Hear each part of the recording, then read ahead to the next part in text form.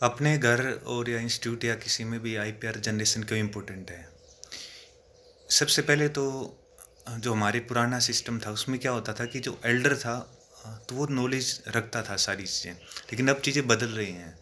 जो बौद्धिक क्षमता है वो नई चीज़ों को ज़्यादा, न्यू सॉल्यूशंस को ज़्यादा देखती है, नए रास्ते, जिससे कि आसानी से कम टाइम पे उस सब्जेक्ट से सॉल्यूशन निकल जाए। कई बार हम क्या है, हम किसी लैंग्वेज, मान लो एक लैंग्वेज एक चैनल है, तो हम हिंदी इंग्लिश से बात नहीं कर पाते, लेकिन क्या फर्क अगले के लिए कंफर्टेबल है या आसान क्या है समझने में, तो वो कंफर्टेबल था। इसलिए तो जो नई चीज़ है वो कंफर्टेबल होती है। तो आजकल जरूरी नहीं कि किसी परिवार में ओल्डेस्ट हैं, क्योंकि ओल्ड जो पर्सन लीड करेगा, क्योंकि लीडरशिप में इंटेलेक्चुअल प्रॉपर्टी का इंपॉर्टेंट रोल है खासकर।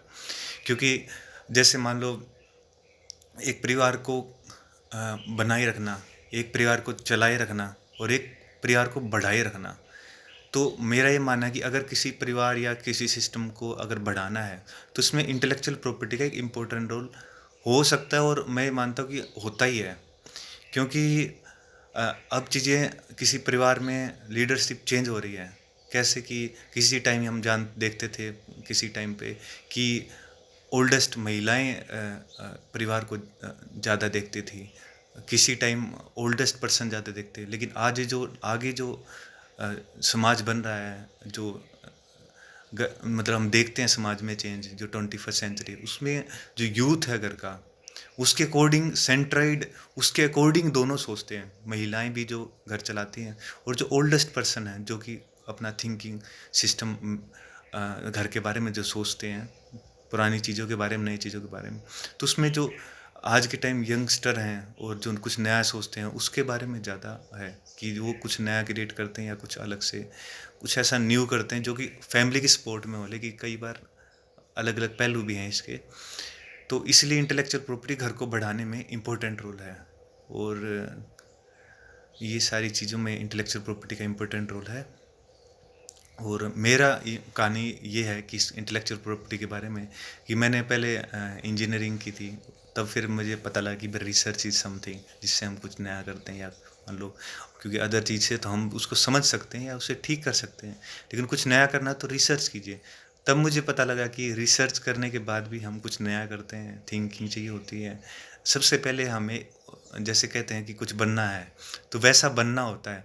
जैसे हम किसी साइंटिस्ट को देखते हैं, तो वो साइंटिस्ट है क्योंकि उसके अंदर वो सारी चीज़ें हैं, थिंकिंग सिस्टम है उसका, that's why he is scientist. अगर कोई और भी चीज़ें हैं, जैसे मान लो अलग अलग फील्ड्स हैं, वो इसलिए है क्योंकि उसका थिंकिंग सिस्टम ऐसा है। और अगर वो उसमें लीड करता है, जैसे कि मान लो उसे बनाए रखना, बढ़ चलाए बनाए रखना, अ, चलाए रखना और बढ़ाए रखना, तो उसमें लीडरशिप की ज़्यादा ज़रूरत है। आज के टाइम तो बहुत ही ज़्यादा ज़रूरत है। और उसमें इंटेलेक्चुअल प्रॉपर्टी का बिल्कुल ये लगाओ कि इम्पोर्टेंट मेन रोल यही उन्हीं का ही है, इंटेलेक्चुअल प्रॉपर्टी क्रिएशन का। क्योंकि आज के टाइम अगर हम किसी चीज़ को देखते हैं, मान लो किसी एग्जामिनर को देखते हैं या कहीं पे भी जाके देखते हैं, तो अभी जो न्यू जनरेशन या है वो ये सोचती है कि आर यू आर एग्जामिन, आप हमें एग्जामिन कर रहे हैं, क्या आपको इसके बारे में इस टाइम पर पता है? हाँ, उस टाइम पर पता था, लेकिन क्या आप इस टाइम पर भी इस चीज़ की नॉलेज रखते हैं? तो ऐसा भी क्रॉस एग्जामिनेशन भी हो जाता कई बार। तो उसमें एक लीडरशिप में और जो इंटेलेक्चुअल प्रॉपर्टी में अ, ये एक बात ख्याति रखता है, ये लगाओ, तो वो इम्पोर्टेंट पिलर बन जाता है इसका, कि वो अच्छा लीड करता है, चीज कर सकता है चीज़ों को। तो इसलिए इंटेलेक्चुअल प्रॉपर्टी का रोल बहुत ज़रूरी है किसी चीज़ को, किसी सिस्टम, फैमिली और इंस्टीट्यूशन को बढ़ाने में। ये मेरा मानना है।